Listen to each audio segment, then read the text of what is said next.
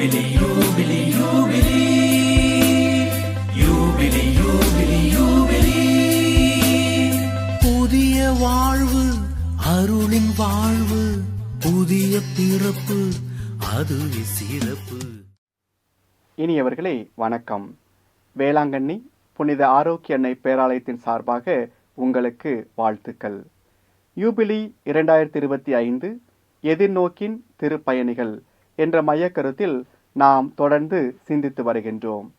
யூபிலி 2025 என்பதன் பொது கருத்து, கொண்டாட்டம், அதைத் தொடர்ந்து அதோடைய விவிலிய பின்புலம், வரலாற்றில் திரு அவை வரலாற்றில் யூபிலி 2025 கொண்டாடப்பட்ட விதம், யூபிலி 2025 ஆண்டு கொண்டாடப்பட்ட நிகழ்வுகளில் அடையாளங்களாக நாம் முன்மொழிபவை என்ற வரிசையில் இன்று நாம் சிந்திப்பது யூபிலி கொண்டாட்டத்திற்கான நோக்கம்.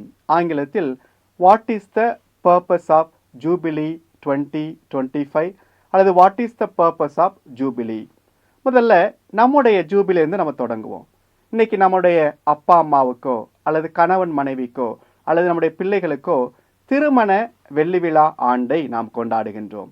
அல்லது நம்ம பங்கில் வேலை செய்யக்கூடிய அருட்தந்தை அருட்சகோதருடைய அர்ப்பண அல்லது குருத்துவ துறவர வார்த்தை பாட்டின் வாழ்வின் அர்ப்பணத்தின் யூபிலி ஆண்டை நம்ம கொண்டாடுகிறோம். அவங்கள நம்ம போய் பாராட்டுகிறோம், வாழ்த்து தெரிவிக்கிறோம், அவங்கள சந்திக்கிறோம். அந்த ஆண்டு அவர்களுக்கு ஒரு முக்கியமான ஆண்டாக இருக்கிறது.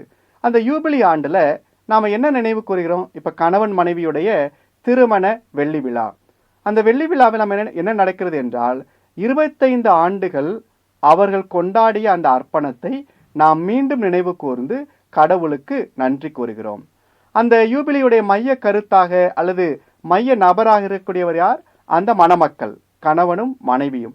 ஏன்னா அவங்க தான் 25 ஆண்டுகள் அந்த குடும்பம் என்ற உடன்படிக்கையை பேணி காத்து வந்திருக்கிறார்கள். ஆக அவர்கள் முதல்ல நமக்கு தேவைப்படக்கூடிய கொண்டாட்ட நபர்களாக இருக்கிறாங்க. ரெண்டாவது, கடவுளை நாம் நினைத்து பார்க்கிறோம். ஏன்னா கடவுள் இந்த 25 ஆண்டுகளாக இவர்களை பராமரித்தார், அல்லது அர்ப்பண வாழ்வில் கடவுள் இவர்களை வழிநடத்தினார் என்று நாம் கடவுளை நினைவு கூறுகின்றோம். மூன்றாவதாக, இந்த குடும்பம் வழியாக அல்லது இந்த அருட்தந்தை வழியாக, இந்த துறவர சபை அருட்சகோதரி வழியாக யாரெல்லாம் நன்மை பெற்று கொண்டார்களோ, அது பங்கு தலமாக இருக்கலாம், அவர் புதிய ஆலயம் கட்டியிருப்பார், ஒரு பெரிய பள்ளிக்கூடத்தை உருவாக்கி இருப்பார், ஒரு புதிய முயற்சி செய்திருப்பார், அவற்றையெல்லாம் நினைவு கூர்ந்து அந்த முயற்சிகளையும் நாம் பாராட்டுகிறோம். ஆக நம்முடைய தனிப்பட்ட வாழ்வில் ஒரு யூபிலி கொண்டாடும் போது 3 நோக்கம் இருக்கிறது. முதலில் அந்த யூபிலி கொண்டாடுகிற நபர்களை நாம் கொண்டாடுகிறோம். ரெண்டாவது, கடவுளுக்கு நன்றி கூறுகிறோம். மூன்றாவதாக, அவரால் அல்லது அந்த குடும்பத்தால் பயன்பெற்ற அனைவரும் நினைவு கூர்ந்து அவர்களை பாராட்டுகிறோம். இன்னைக்கு திரு அவையுடைய யூபிலி அப்படின்னு பார்க்கும்போது இந்த யூபிலிக்கான நோக்கம் என்ன அப்படின்னு பார்த்தா இங்கேயும் 3 நோக்கங்கள் இருப்பதை நாம் பார்க்க முடியும். முதலில் இயேசுவை கொண்டாடுகிறோம். 2, திரு அவையை கொண்டாடுகின்றோம். 3, நம்மை கொண்டாடுகின்றோம். முதலில் இயேசுவை கொண்டாடுதல் என்றால் என்ன?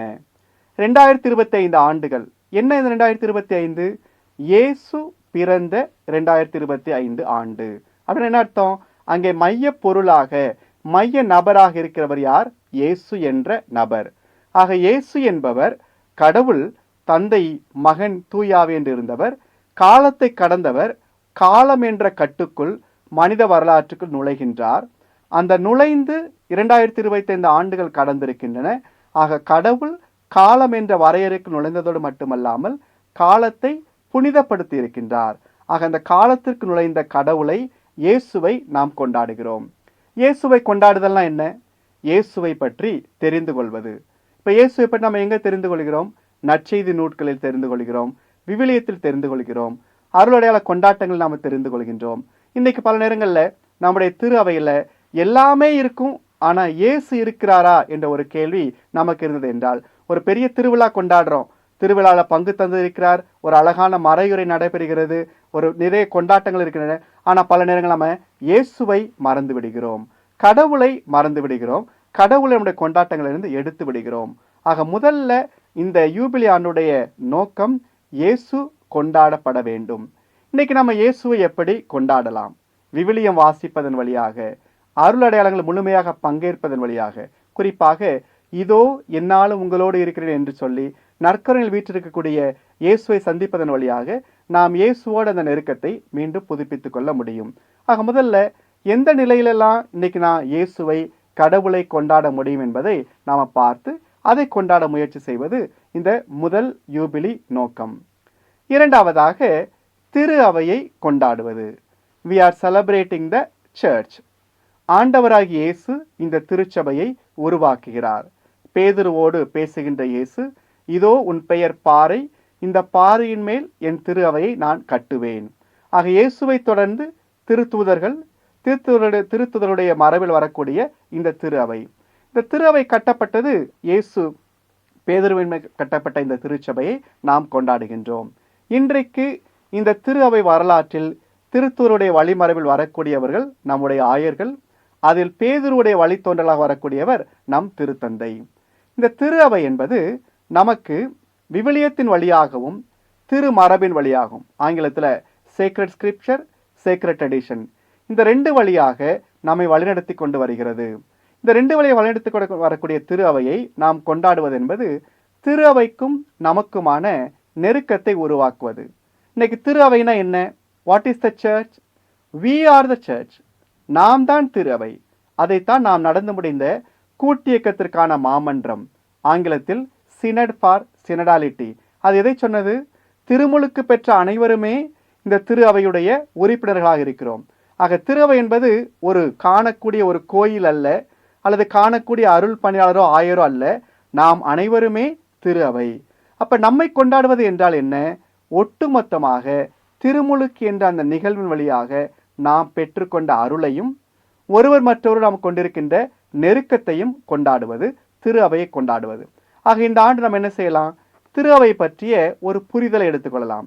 திரு அவை என்ன கற்பிக்கிறது? குறிப்பாக இரண்டாம் வத்திக்கான் சங்கம் மற்ற ஏடுகள் வழியாக திரு அவை நமக்கு என்ன கற்றுத்தந்தது?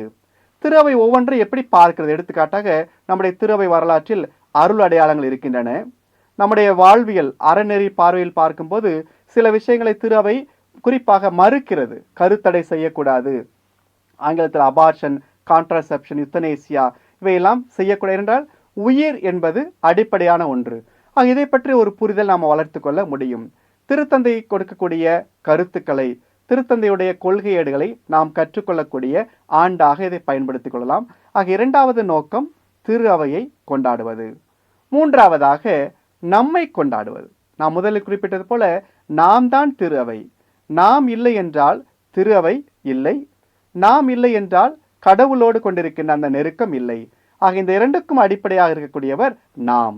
இப்ப நாம் என்பதை கொண்டாடும் போது ஒருவர் மற்றொரு நாம் இணைந்திருக்கிறோம். அதைத்தான் கூட்டியக்கத்தில் பார்க்கின்றோம். திருமலையில் திருமுழுக்கு பெற்றவர்கள் மட்டுமல்ல, ஒட்டுமொத்த உலகத்துல நாம் எல்லாருமே, அதைத்தான் திருத்தந்தை பிரான்சிஸ் மிக அழகாக குறிப்பிட்டார். ஒட்டுமொத்தமாக நாம இணைப்பது திருமுழுக்கு தண்ணீர் மட்டுமல்ல, நம்முடைய கன்னத்தில் வடியக்கூடிய கண்ணீர். அதாவது திருமுழுக்கு தண்ணீர் கிறிஸ்தவர்களாகிய நம்மை சேர்க்கிறது. ஆனால் கிறிஸ்தவர் அல்லாத நாம் சகோதர சகோதரி எப்படி சேர்க்கிறது என்றால் அவருடைய கண்ணீரும் நம்முடைய கண்ணீரும் ஒன்றுதான். அந்த கண்ணீர் வடிக்கக்கூடிய நிலையில் கடவுள் பங்கேற்றார் என்றால் கண்ணீர் வடிக்கக்கூடிய அனைவருமே என் சகோதரன் என் சகோதரி ஒரு நிலை வரும்போது நாம் நம்மை கொண்டாட தொடங்குகிறோம். ஒட்டுமொத்தமாக இந்த யூபிலி 2025 கொண்டாட்டத்துடைய நோக்கம் என்று பார்க்கும்போது 3. முதலில் இயேசுவை கொண்டாடுதல், 2 திரு அவையை கொண்டாடுதல், 3 நம்மை கொண்டாடுதல். இந்த யூபிலி ஆண்டில் இயேசுவை தேடிய பயணமாக இருக்கட்டும், திரு அவையை தேடிய பயணமாக நம் பயணம் இருக்கட்டும், 3வதாக ஒருவர் மற்றவரை நோக்கிய பயணமாக இருக்கட்டும். இன்னைக்கு நம்ம வீட்டில், நம்முடைய குடும்பத்தில், நாம் பணி செய்கிற இடத்துல, பயணம் செய்கிற இடத்துல நான் கொண்டாடப்பட வேண்டியவர், எனக்கு அடுத்திருப்பவர் கொண்டாடப்பட வேண்டிய ஒரு நிலையில் ஒருவர் மற்றவரை கொண்டாடி அவருக்கு நாம் எதிர்நோக்கை வழங்குவோம். அப்பொழுது நாம் எதிர்நோக்கின் திருப்பயணிகளாக தொடர்ந்து பயணிக்க முடியும். இறைவன் நம்மை ஆசிர்வதிப்பாராக. நன்றி.